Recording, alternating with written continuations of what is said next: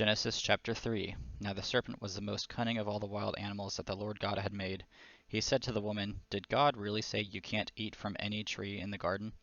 The woman said to the serpent, We may eat the fruit from the trees in the garden, but about the fruit of the tree in the middle of the garden, God said, You must not eat it or touch it, or you will surely die.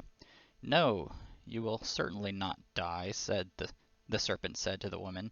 In fact, God knows that when you eat it, your eyes will be opened and you will be like God, knowing good and evil.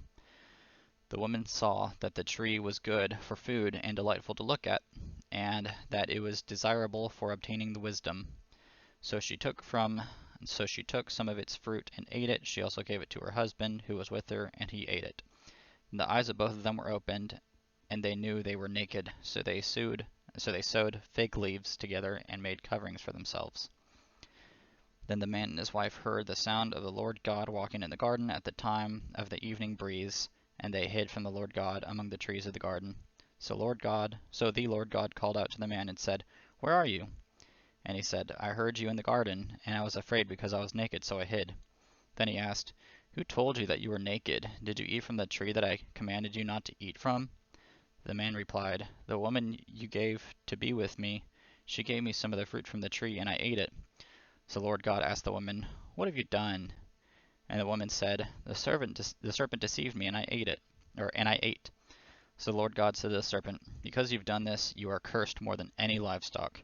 You are more than any wild animal, and more than any wild animal. You will move on your belly and eat dust all the days of your life. I'll put hostility between you and the woman, and between your offspring and her offspring. He will strike your head, and you will strike his heel.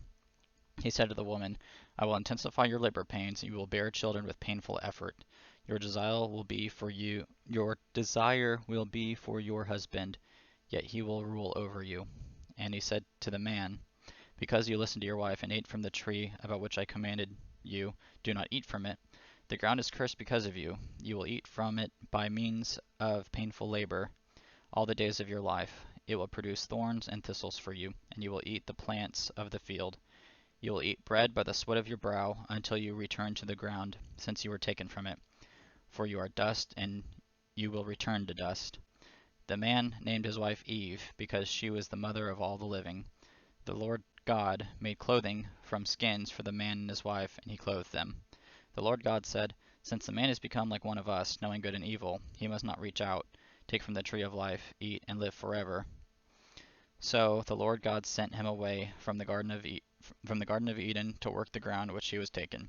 He drove the man out and stationed the cherubim and the flaming whirling sword east of the Garden of Eden to guard the way of the tree of life.